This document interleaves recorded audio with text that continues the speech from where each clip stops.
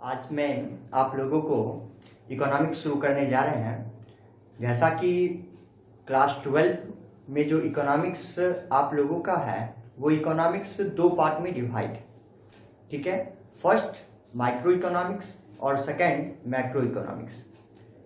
तो आज सबसे पहले हमको ये जानना होगा कि ये माइक्रो इकोनॉमिक्स और मैक्रो इकोनॉमिक्स जो हमारा सबसे बेसिक टर्म्स है, इस टॉपिक को सबसे पहले हम समझते हैं कि माइक्रो इकोनॉमिक्स और मैक्रो इकोनॉमिक्स क्या होता है। तो सबसे पहले किसी भी चीज़ों को समझने से पहले उसके मीनिंग को क्लियरली हमको समझना होगा। तो हम स्टार्ट करते हैं, देखते हैं। सबसे पहले एक वर्ड्स होता है एक्टिविटी। एक्टिविटी, इस एक्टिविटी को हम क्या बोलते हैं? क्रिया। एक्टिविटी मीन्स कि any work is done called by activity, यानी जब हम किसी भी क्रिया को करते हैं, जब हम किसी भी कार्य को करते हैं तो वो कार्य ही क्या कहलाता है? हमारी क्रिया कहलाती है। तो ये एक्टिविटी जो होता है वो दो टाइप्स के होते हैं। कितने टाइप्स के होते हैं? Two types. There are two types of economic activity. First economic activities, economic activities, activities बोलिए या एक्टिविटी बोलिए, और सेकंड नॉन इकोनॉमिक एक्टिविटी। इसी इकोनॉमिक एक्टिविटी को आप ह्यूमन एक्टिविटी भी कहते हैं, ह्यूमन एक्टिविटी भी कहते हैं। हिंदी में इसको हम लोग कहते हैं आर्थिक या मानवीय क्रिया, आर्थिक या मानवीय क्रिया। और नॉन इकोनॉमिक को हम लोग बोलते हैं गैर आर्थिक क्रिया।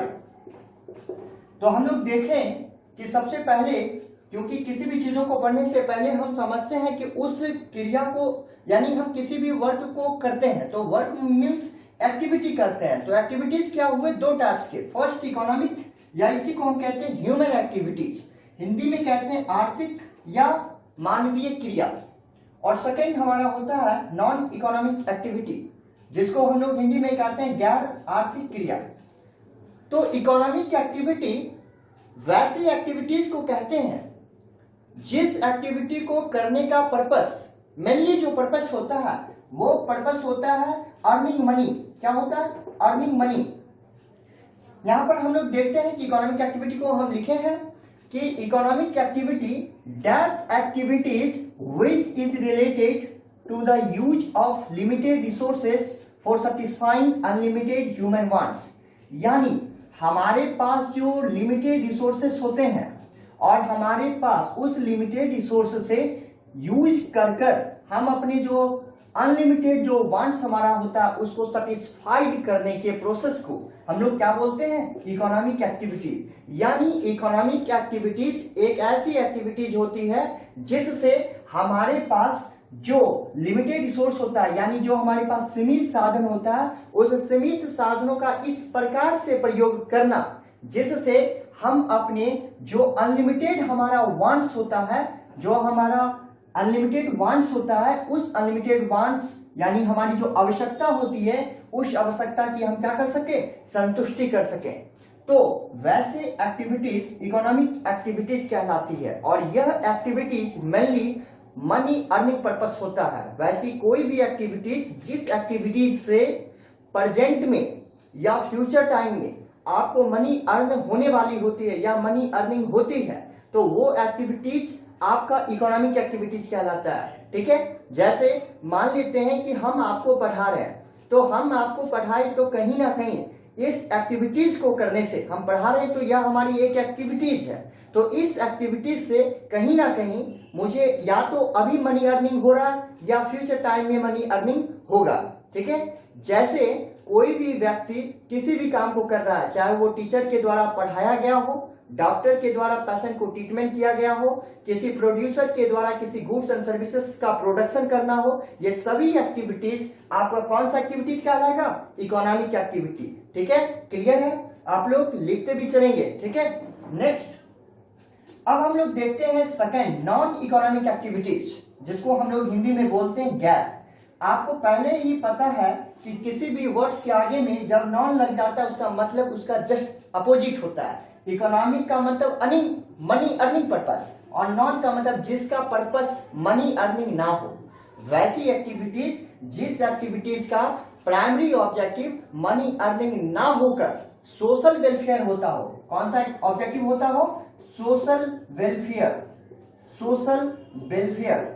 ठीक है, हम आपको एक बात बता दें, इन सभी टॉपिक को आप क्लास 11 में भी पढ़े हो, और ये क्लास 12 के लिए बहुत इंपॉर्टेंट, बहुत बेसिक चैप्टर है, और हर बार के एग्जामिनेशन में केवल और केवल इन्हीं बेसिक टर्म्स से 6 से 7 मार्क्स के क्वेश्चन सब्जेक्टिव में एंड ऑब्जेक्टिव में दोनों में पूछे जाते हैं। तो ध्यानपूर्वक आप इस हमारे क्लास को आप शुरू से लास्ट तक करें, और इस प्रकार से हम लोग एक एक करके सारी चीजों को समझेंगे। ठीक है, तो देखें कि नॉन इकोनॉमिक एक्टिविटीज वैसे एक्टिविटीज को कहते हैं जिस एक्टिविटीज का प्राइमरी ऑब्जेक्टिव क्या होता है? सोशल वेलफेयर होता है, जिसको हिंदी में हम लोग क्या बोलते हैं? सामाजिक कल्याण। यानी वैसी कोई भी एक्टिविटीज जिस एक्टिविटीज को हम समाज के कल्याण के पर्पस से करते हैं, जैसे समाज का पर्पस बोलो, कल्याण का पर्पस बोलो, या पर्सनल सेटिस्फेक्शन बोलो। जैसे मान लो कि एक माँ अपने बच्चों की देखभाल करती है, कि उसके लिए खाना बनाती है, उसके कपड़ों को धोती है, क्या इसके पीछे कहीं भी उसका मनी अर्निंग पर्पस है? नहीं है, क्योंकि वो ये जो काम करती है वो अपने सेल्फ सेटिस्फेक्शन के लिए करती है। आप भगवान की पूजा करते हो, तो क्या भगवान का पूजा मनी अर्निंग के लिए की जाती है? नहीं, वो सेल्फ सेटिस्फेक्शन के लिए की जाती है। ठीक है, जैसे मान लो किसी भिखारी को, किसी गरीबों को आप मदद कर देते हो, दान दे देते हो, तो क्या इसके पीछे आपका कोई पर्पस होता है? नहीं, ये आपका बस और बस सामाजिक कल्याण पर्पस होता है। तो वो सभी एक्टिविटीज आपका कौन सा एक्टिविटीज कहलाएगा? Non economic activities. क्लियर है? चलिए नेक्स्ट अब हम आते हैं इकोनॉमिक एक्टिविटीज। तो हम लोगों को इकोनॉमिक्स में नॉन इकोनॉमिक एक्टिविटीज के बारे में नहीं पढ़ना है। किसके बारे में पढ़ना है? Economic, human activities. Human activities, there are 4 types of economic activities. इसके कितने टाइप्स होते हैं? 4 टाइप्स होते हैं। 4 टाइप्स होते हैं। बहुत ही इंपॉर्टेंट क्वेश्चन ये हमेशा पूछे जाते हैं कि इकोनॉमिक एक्टिविटीज क्या होते हैं, उसके टाइप्स को बताएं। तो चलिए, इसके 4 टाइप्स होते हैं। सबसे पहला जो टाइप्स होता है उसको हम लोग कहते हैं प्रोडक्शन, हिंदी में कहते हैं उत्पादन। सेकंड हमारा होता है कंजम्पशन। क्या होता है? कंजम्पशन। कंजम्पशन का मतलब होता है उपभोग। तीसरा हमारा होता है एक्सचेंज।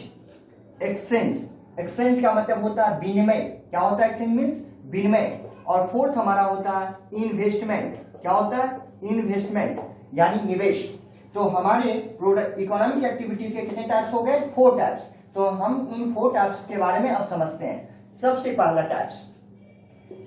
टाइप्स हमारा होता है प्रोडक्शन। क्या होता है? प्रोडक्शन। प्रोडक्शन मीन्स क्या होता है? Creation of utility for satisfying human wants is called production.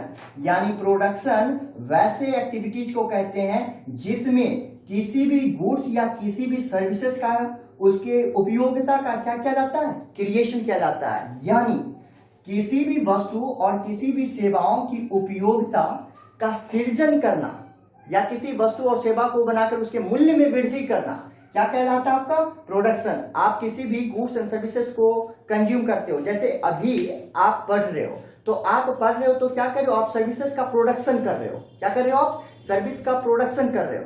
जैसे कि कोई प्रोड्यूसर किसी गुड्स को प्रोड्यूस करता है, तो किसी भी गुड्स को प्रोड्यूस करता है वो किसके अकॉर्डिंग करता है? जो हमारी उपयोगिता होती है, जो हमारा जिस चीजों को आप कंज्यूम करोगे तो आपकी क्या हो जाएगी? सेटिस्फेक्शन हो जाएगी।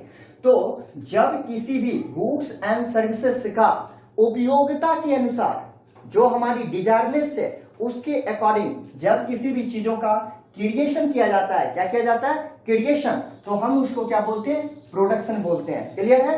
सेकंड टाइप्स हमारा है कंजम्पशन। क्या है? कंजम्पशन। कंजम्पशन मीन्स होता है wants satisfying activities are called consumption. कहता है कि जो भी ऊपर में गुड्स एंड सर्विसेज का प्रोडक्शन किया गया है, कोई भी गुड्स एंड सर्विसेज का जो प्रोडक्शन किया गया है, उस गुड्स एंड सर्विसेज को आप कंज्यूम जब कर लेते हो, जिससे आपका वांट्स सेटिस्फाइड हो जाता है। जैसे ही आप किसी भी कमोडिटीज को या किसी भी सर्विसेज को गेन करते हो, जैसे आपको इकोनॉमिक्स पढ़ना है और अभी हम आपको इकोनॉमिक्स पढ़ा रहे हैं, तो आपका जो यूटिलिटी था, आपकी जो डिजायर्स थी, आपका जो वांट्स था कि हमको इकोनॉमिक्स पढ़ना है और मैं इस इकोनॉमिक्स को पढ़ा रहा हूं, तो कहीं ना कहीं आपका जो डिजायर्स, उस डिजायर्स को हम क्या कर रहे हैं, फुलफिल कर रहे हैं। तो ये जब किसी भी वांट्स को आप सेटिस्फाइड कर लेते हो, क्या कर लेते हो, सेटिस्फाइड कर लेते हो, तो वो आपका क्या कहलाता है, कंजम्पशन। क्या कहलाता है वो, कंजम्पशन कहलाता है। हिंदी में देख लेते हैं कि कोई भी वस्तु और कोई भी सेवाओं की उपयोगिता, जब कोई भी व्यक्ति की जो आवश्यकता होती है उस आवश्यकता को वो संतुष्ट कर देती है, तो वो हमारी क्या कहलाती है, उपभोग कहलाती है। क्लियर है।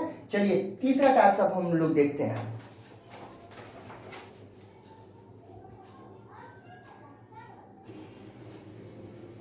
तीसरा पॉइंट, तीसरा जो टाइप्स हमारा है उसका नाम है एक्सचेंज। क्या है, एक्सचेंज, जिसको हिंदी में हम लोग बोलते हैं विनिमय। एक्सचेंज क्या होता है, तो that activity in which goods और a factor of production is sold and bought. Exchange का मतलब होता है कि कोई भी जो वस्तु है या कोई भी जो उत्पादन के साधन होते हैं उसका क्रय विक्रय करना क्या कहलाता है, एक्सचेंज कहलाता है। यानी कोई भी गुड्स हो या कोई भी गुड्स से, यानी प्रोडक्ट के प्रोडक्शन के जो भी फैक्टर्स होते हैं जिससे किसी भी कमोडिटीज को प्रोड्यूस किया जाता है, उसका परचेज और सेल करना, यानी उसका गुड उसको बाउट एंड सोल्ड करना क्या कहलाता है, वो एक्सचेंज कहलाता है। जैसे एक्सचेंज के जो होते हैं वो दो टाइप्स होते हैं, दो पार्ट्स होते हैं। एक होता है प्रोडक्ट प्राइसिंग और दूसरा होता है फैक्टर प्राइसिंग। प्रोडक्ट प्राइसिंग नाम से स्पष्ट है, प्रोडक्ट प्राइसिंग वस्तु कीमत निर्धारण।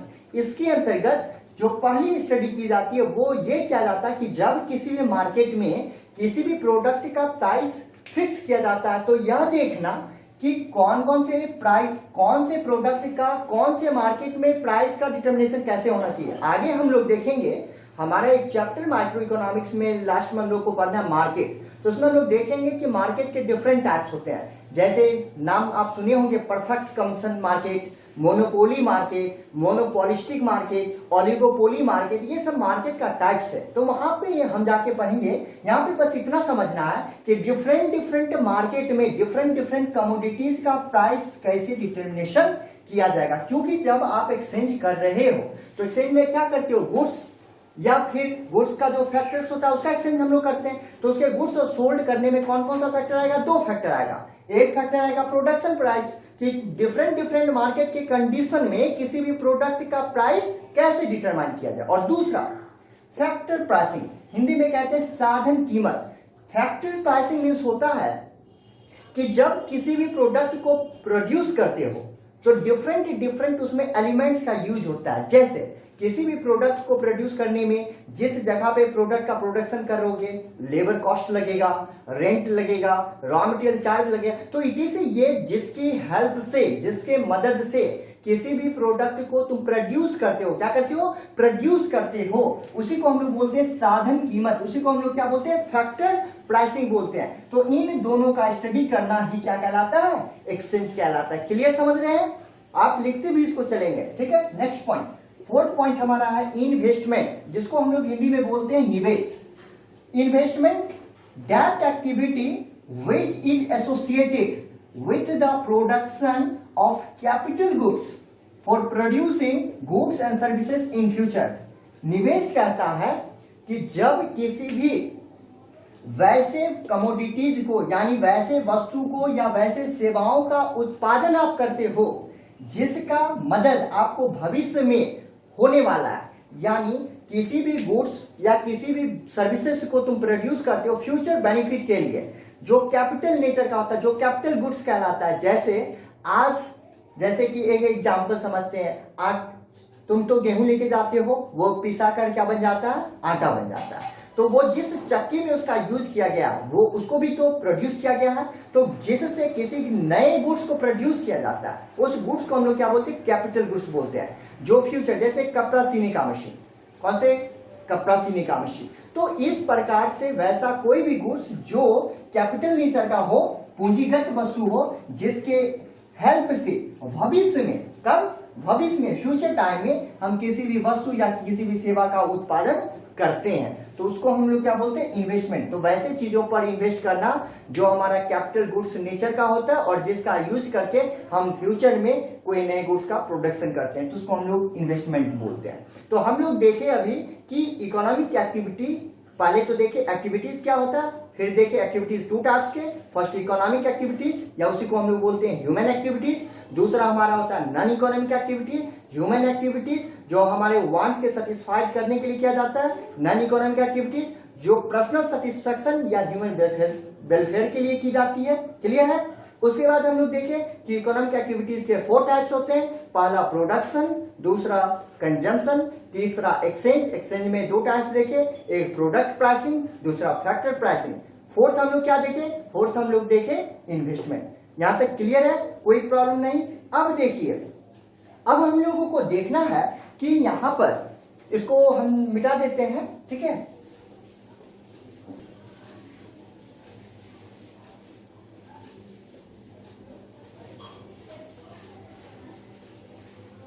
ये सभी चीजों को हम मिटा देते हैं, ठीक है, आप लोग लिख लिए होंगे। चलिए अब हम लोग को देखना है कि जब, ध्यान रखना है, ये भी एक क्वेश्चन बहुत बार पूछी जाती है कि जब किसी भी प्रोडक्ट को तुम प्रोड्यूस करते हो ना, किसी भी प्रोडक्ट को जब आप प्रोड्यूस करते हो तो उसमें जो होते हैं 5 फैक्टर्स का यूज होते हैं। कितने फैक्टर्स के? 5 फैक्टर। 5 फैक्टर बोला जाए इसको या 5 एलिमेंट्स बोला जाए, ठीक है, ध्यान रखना है, 5 फैक्टर्स या 5 एलिमेंट। सबसे पहला जो फैक्टर होता है जिसके हेल्प से आप किसी भी प्रोडक्ट को प्रोड्यूस करते हो, तो आपको सबसे पहले याद रखना है कि आप किसी भी प्रोडक्ट का प्रोड्यूस करोगे उसके लिए आपके पास क्या होना चाहिए? लैंड होना चाहिए। दूसरा क्या होना चाहिए? लेबर होना चाहिए। तीसरा क्या होना चाहिए? कैपिटल होना चाहिए। फोर्थ आपके पास क्या होना चाहिए? ऑर्गेनाइजेशन होना चाहिए, ठीक है। और फिफ्थ क्या होना चाहिए? एंटरप्रेन्योरशिप होना चाहिए, ठीक है। तो आपको ध्यान रखना है कि इन 5 चीजों की जरूरत आपको क्या होता पड़ता है, ठीक है। लैंड, लेबर, कैपिटल, ऑर्गेनाइजेशन और एंटरप्रेन्योरशिप। आप इन 5 फैक्टर के हेल्प से, ठीक है, लैंड, लैंड मतलब समझ रहे हैं, लेबर मतलब वर्कर, कैपिटल मतलब पूंजी, ऑर्गेनाइजेशन में संस्था या संगठन, और एंटरप्रेन्योरशिप का मतलब होता है उद्यमिता।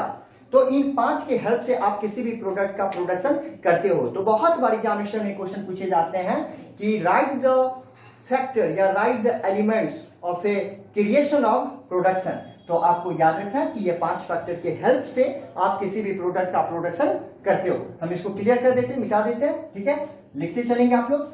अब देखना है हम लोगों को कि इकोनॉमिक्स जो हमारा है वो बहुत बड़ा था, तो इकोनॉमिक्स को किस प्रकार से स्टडी किया जाए। इकोनॉमिक्स के बेहतर रूप से स्टडी करने के लिए 1933 में, ध्यान रखेंगे कब, 1933 में नॉर्वे कंट्री के, कहां के? नॉर्वे कंट्री के एक इकोनॉमिस्ट थे। कौन थे? एक इकोनॉमिस्ट, जिसको हम लोग क्या बोलते हैं? अर्थशास्त्री। एक इकोनॉमिस्ट थे जिनका नाम था रैगनर फिश। अब इसको थोड़ा क्लियर देखेंगे। 1933 में, 1930 से पहले तक इकोनॉमिक्स एक ही रूप में था, लेकिन 1933 में एक इकोनॉमिस्ट थे जिनका नाम था रैगनर फिश। उन्होंने क्या किया? इकोनॉमिक्स को, किसको? इकोनॉमिक्स को 2 पार्ट में डिवाइड कर दिया। कितने पार्ट में? 2 पार्ट में। एक जो पार्ट डिवाइड हुआ वो बन गया माइक्रो, और दूसरा जो पार्ट बन गया वो मैक्रो। एक माइक्रो इकोनॉमिक्स, दूसरा मैक्रो इकोनॉमिक्स। माइक्रो को हिंदी में हम लोग बोलते हैं व्यष्टि। क्या बोलते हैं? व्यष्टि, या इसी को हम लोग बोलते हैं सूक्ष्म। व्यष्टि अर्थशास्त्र या सूक्ष्म अर्थशास्त्र। और मैक्रो को हम लोग बोलते हैं समष्टि अर्थशास्त्र। क्या बोलते हैं? समष्टि अर्थशास्त्र। इकोनॉमिक्स को 2 पार्ट में डिवाइड कौन किए हैं? 1933 में एक इकोनॉमिस्ट कहां के थे? नॉर्वे कंट्री के थे, जिनका नाम क्या था? Ragnar fish. आइए, एक इंपॉर्टेंट क्वेश्चन अब यहां से ये बनता है, हर बार ऑब्जेक्टिव में पूछे जाते हैं कि इकोनॉमिक्स को 2 ब्रांचेस देने वाले, कितना? इकोनॉमिक्स को 2 ब्रांचेस में करने वाले कौन इकोनॉमिस्ट थे? तो रैगनर फिश। नाम याद रखना है, क्लियर है। तो इकोनॉमिक्स को 2 पार्ट में डिवाइड किया गया, फर्स्ट माइक्रो और सेकंड मैक्रो इकोनॉमिक्स। माइक्रो को हिंदी में बोलते हैं व्यष्टि या सूक्ष्म, मैक्रो को हिंदी में क्या बोलते हैं, समष्टि। क्लियर है। माइक्रो और ये मैक्रो ये दोनों ग्रीक वर्ड से लिया गया है। किस लैंग्वेज से, ग्रीक लैंग्वेज से लिया गया है। ग्रीक लैंग्वेज से एक माइक्रोज और दूसरा मैक्रोज, ये दोनों किस वर्ड से लिया गया, ग्रीक वर्ड से। कहां से लिया गया, ग्रीक वर्ड से। कहां से लिया गया, ग्रीक वर्ड से। अब यहां पे आइए एक क्वेश्चन ये बनता है ऑब्जेक्टिव कि माइक्रो और मैक्रो किस लैंग्वेज से ली गई है। तो आपको ऑप्शन में दे देगा लैटिन लैंग्वेज, ग्रीक लैंग्वेज। हम लोग चैप्टर के खत्म होने के बाद प्रैक्टिस भी ऑब्जेक्टिव का करने वाले हैं। क्लियर है ना। तो वहां पर आप लोगों को ध्यान देना है। हम पहले क्वेश्चन देंगे, आपको सॉल्व करना है, उसके बाद हम आंसर बताएंगे। तो वहां पे याद रखना है कि ये सब सर बता रहे हैं, तो इसको आप लोगों को पॉइंट करते जाना है कि कौन कौन से टॉपिक से आपका ऑब्जेक्टिव एग्जामिनेशन में बनता है और पूछे गए हैं, पूछे भी जाएंगे। तो ये दोनों हमारा किस लैंग्वेज से लिया गया, ग्रीक लैंग्वेज से लिया गया। आइए माइक्रोज, अब हम माइक्रोज मीन्स से समझते हैं। माइक्रोज मीन्स होता था स्मॉल। क्या होता था, स्मॉल। या इसी को हम लोग बोलते थे इंडिविजुअल। क्या बोलते थे, इंडिविजुअल। या इसी का मतलब होता है पर्टिकुलर। क्या होता है, पर्टिकुलर। या इसी का मतलब होता है नैरो। क्या होता है, नैरो। क्लियर है। अब देखिए मैक्रोज, मैक्रोज का मतलब ही होता था लार्ज। क्या होता था, लार्ज। इसी का मतलब होता था होल। इसका मतलब होता है एग्रीगेट। क्या होता है, एग्रीगेट। इसी का मतलब होता है होल। ठीक है, ये होल तो ऊपर लिख चुके हैं। इसका मतलब होता था ब्रॉड। देखिए माइक्रोज का मतलब होता है small, particular, particular, individual, narrow, कुछ भी बोल दीजिए। मैक्रोज मीन्स होता है large, whole, aggregate, broad. Hindi में स्मॉल मतलब सूक्ष्म, छोटा, इंडिविजुअल व्यक्तिगत, पर्टिकुलर व्यक्तिगत, नैरो का मतलब छोटा। तो इन सभी का मतलब हुआ छोटा और इन सभी का मतलब हुआ लार्ज यानी बड़ा, बृहद रूप। अब ध्यान देंगे कि अब यहां से फिर एक ऑब्जेक्टिव बनता है कि आपको यहां से पूछा जाता है narrow means, narrow means micro या मैक्रो। तो आपको याद रखना है नैरो मीन्स, नैरो मतलब छोटा, नैरो मीन्स माइक्रो। और यहां से एक ऑब्जेक्टिव पूछा जाता है ब्रॉड मीन्स। किसका मीन्स, ब्रॉड मीन्स। तो ब्रॉड मीन्स मैक्रो। क्लियर है, कहीं से कोई कंफ्यूजन नहीं। अगर प्रॉब्लम होगा तो तुरंत आप पूछेंगे। तो नैरो मीन्स स्मॉल यानी माइक्रो और ब्रॉड मीन्स बड़ा यानी लार्ज, मैक्रो इकोनॉमिक्स।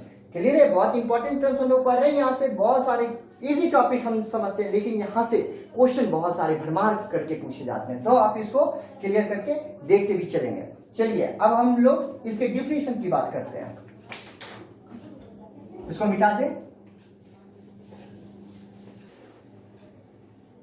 अब हम लोग देखते हैं, अभी हम लोग देख लिए माइक्रो और मैक्रो इकोनॉमिक्स। क्लियर है।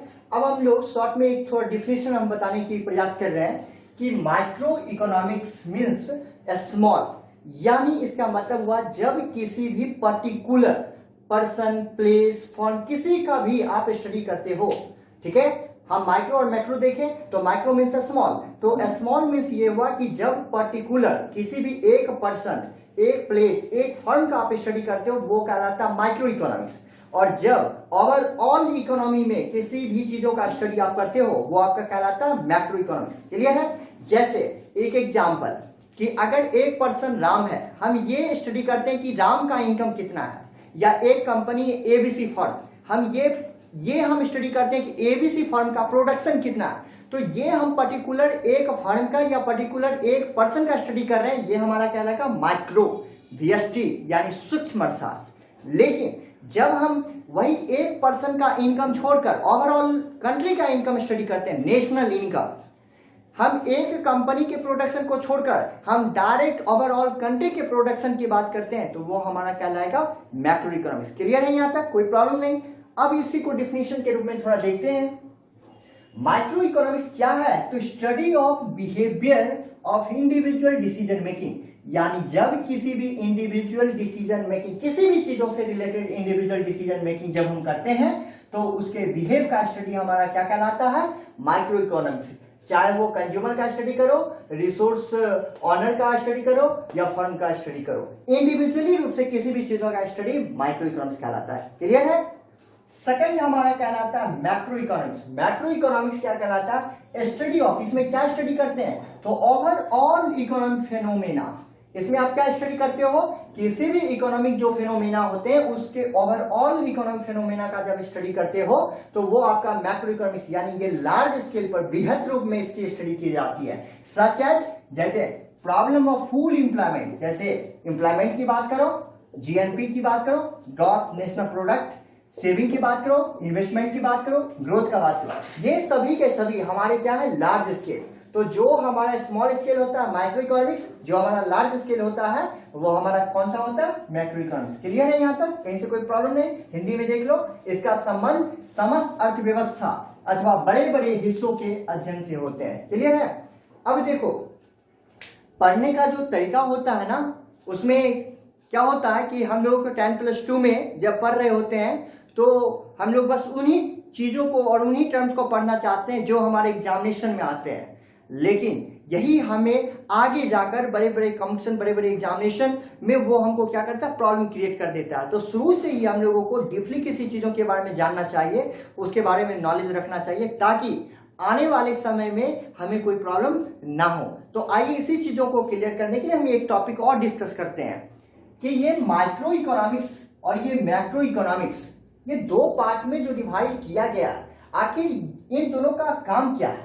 तो देखिए, माइक्रो इकोनॉमिक्स का काम है solve the 3 central problem of economy. हम लोग इस सेंट्रल प्रॉब्लम का तो चर्चा नेक्स्ट एक्सरसाइज में करेंगे, बस बेसिक यहाँ पे हम ये बताना चाह रहे हैं कि माइक्रो इकोनॉमिक्स सॉल्व यानी कौन से चीजों को सॉल्व करने का काम करता है? तो वो प्रोडक्ट प्राइसिंग, यानी किसी भी प्रोडक्ट के प्राइसिंग से रिलेटेड, ठीक है, किस चीजों से रिलेटेड? किसी भी प्रोडक्ट के प्राइस से रिलेटेड वो क्या करता है? स्टडी करता है। जैसे प्रोडक्ट का प्राइस डिपेंड करता है क्या चीज पे?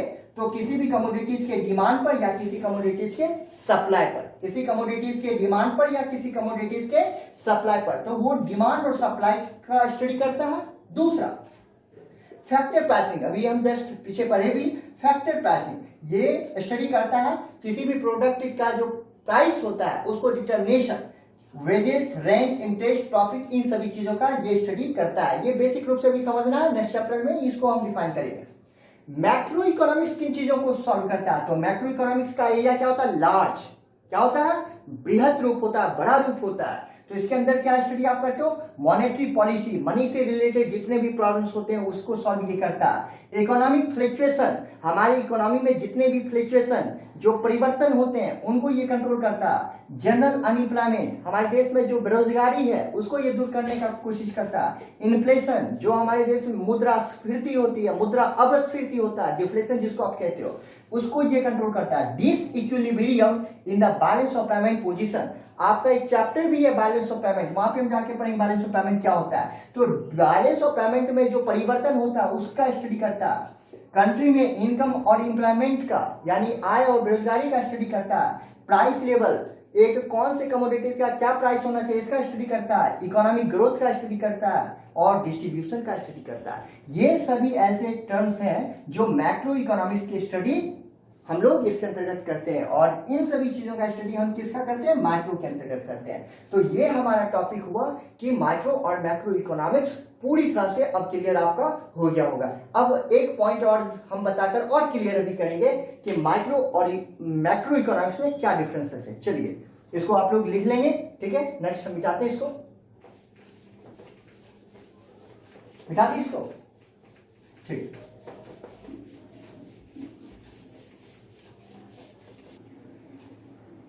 अब हम लोग देखते हैं एक और इंपॉर्टेंट क्वेश्चन।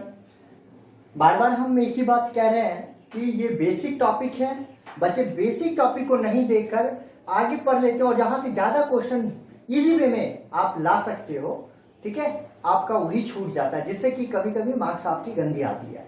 तो आपको यह ध्यान रखना है कि वो बेसिक टॉपिक को गौर से समझना है, ठीक है। तो चलिए एक इंपॉर्टेंट क्वेश्चन हम लोग देखते हैं कि माइक्रो इकोनॉमिक्स और मैक्रो इकोनॉमिक्स यानी व्यष्टि अर्थशास्त्र और समष्टि अर्थशास्त्र में क्या डिफरेंस है। ठीक है, इसके डिफरेंस को हम लोग समझते हैं। सबसे पहला डिफरेंस, डिफिनेशन। किसी भी डिफरेंस में सबसे पहला आपको उसका क्या दे देना, डिफरेंस डिफिनेशन दे देना है, परिभाषा दे देना है। सबसे पहला माइक्रो इकोनॉमिक्स का परिभाषा क्या दी गई, studies the behaviour of individual units of an economy. किसी भी इकोनॉमी का इंडिविजुअल बिहेवियर का स्टडी करना माइक्रो इकोनॉमिक्स कहलाता है। हिंदी में क्या बोलेंगे, जो बच्चे हिंदी के हैं उनको प्रॉब्लम अगर कहीं पर भी होता है तो वो हमारे, ठीक है, टेलीग्राम के डिस्क्रिप्शन में चले जाएंगे, वहां पे उससे ये क्या कहते हैं, उसमें आप ज्वाइन कर लेंगे तो समझ गए ना। तो जो भी बच्चे हिंदी के हैं या इंग्लिश वाले भी बच्चे हैं, अगर किन्हीं को पीडीएफ चाहिए, ठीक है, तो इसी वीडियो के डिस्क्रिप्शन में हम जो है एक लिंक दे दिए हैं, लिंक दे देंगे, आप उसे टेलीग्राम को ज्वाइन कर लेंगे, वहां पे आपको पीडीएफ मिल जाएगा, या फिर आप डायरेक्ट टेलीग्राम पे सर्च करेंगे कंप्लीट कॉमर्स क्लास से, ठीक है, तो वहां पे आपको हमारा मिल जाएगा, तो आप उसको ज्वाइन कर लेंगे। क्लियर। तो चलिए हम लोग देखते हैं, ऐसे अभी हम दोनों में समझा रहे हैं, आपको कहीं कोई प्रॉब्लम नहीं होगा। तो सबसे पहले हम क्या बताएं कि किसी भी इकोनॉमी में इंडिविजुअल बिहेवियर का स्टडी जो होता है वो क्या कहलाता है, माइक्रो इकोनॉमिक्स। और किसी भी इकोनॉमी में जब हम एग्रीगेट इकोनॉमी का स्टडी करते हैं, ओवरऑल इकोनॉमी का स्टडी करते हैं, एग्रीगेट लेवल पे स्टडी करते हैं, यानी बड़े स्केल पर, लार्ज स्केल पर, ठीक है, बड़े स्तर पे जब हम किसी चीजों का स्टडी करते हैं तो वो क्या कहलाता है, मैक्रो इकोनॉमिक्स। तो सबसे पहली जो डिफरेंस हो गई वो हमारी क्या डिफरेंस हो गई, डिफिनेशन का। क्लियर है। सेकेंड डिफरेंस, टूल्स की बात करें, टूल्स यानी उपकरण, अगर टूल्स की बात करें तो माइक्रो इकोनॉमिक्स का टूल्स होता है डिमांड और सप्लाई, यानी कोई भी इंडिविजुअल पर्सन किसी कमोडिटीज का डिमांड कितना कर रहा है, कितना सप्लाई कर रहा है, ये इसकी उपकरण है।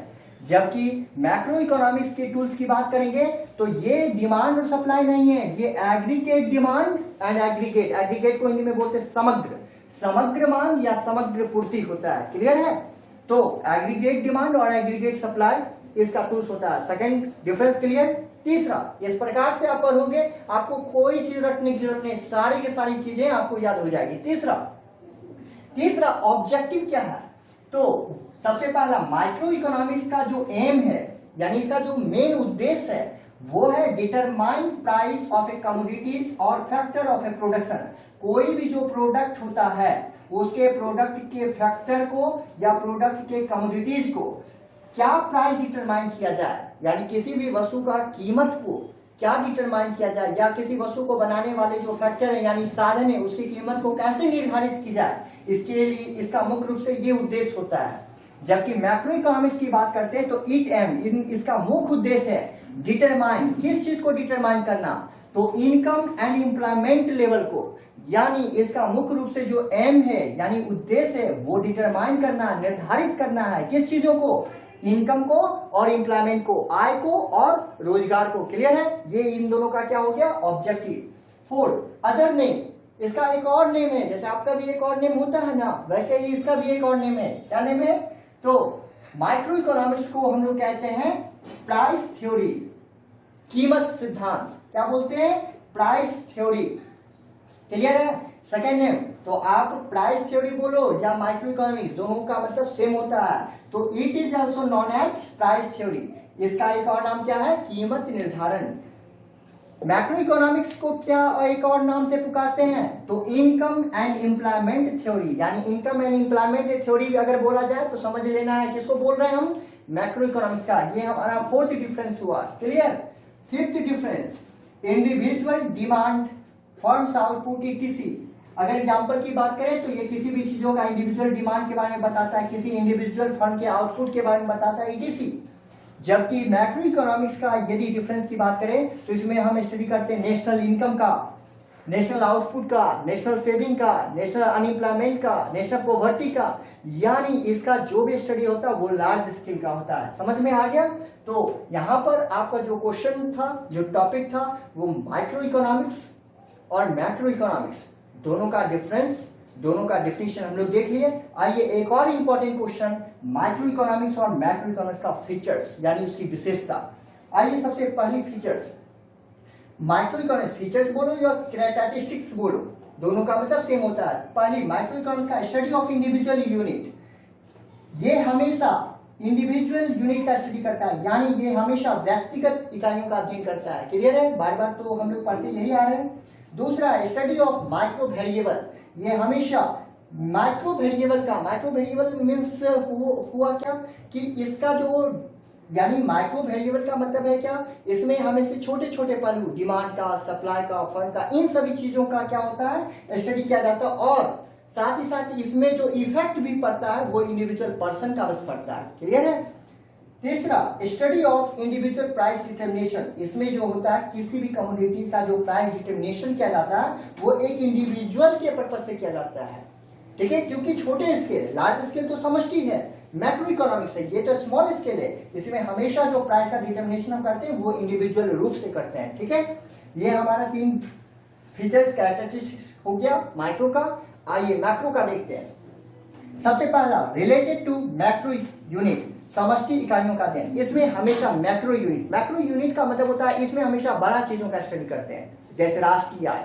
हमेशा इसमें जो यूनिट लेंगे, इसमें जो हमेशा इकाई लेंगे वो हमेशा इकाई बड़ा लेंगे, यानी नेशनल इनकम, नेशनल अनएम्प्लॉयमेंट, तो इसका यूनिट हमेशा लार्ज होगा। दूसरा, रिलेटेड टू होल इकोनॉमी, ये जब भी लेगा तो ये संपूर्ण अर्थव्यवस्था से संबंधित होगा। इसका अध्ययन जब भी होगा तो ये छोटे स्केल पे नहीं होगा, इसका संपूर्ण अर्थव्यवस्था से संबंधित होगा। और तीसरा, मैक्रो इकोनॉमिक वेरिएबल, और इसमें जो असर भी पड़ेगा इकोनॉमी में वो किसी एक पर्सन पे नहीं पड़ेगा, वो ओवरऑल इकोनॉमी पे पड़ेगा। जैसे आज कोरोना जो फैला हुआ है, इसका जो असर पड़ रहा है वो किसी एक व्यक्ति पर नहीं पड़ रहा है, वो ओवरऑल इकोनॉमी पे पड़ रहा है। तो इस प्रकार से हम लोग आज के क्लास में यह देखें कि बेसिक टर्म्स जो आप ऑलरेडी पढ़े हुए हो और फिर भी ये आपके एग्जामिनेशन के पॉइंट ऑफ व्यू से बहुत इंपॉर्टेंट है। आप इन वीडियोस को बार बार देखो, ठीक है?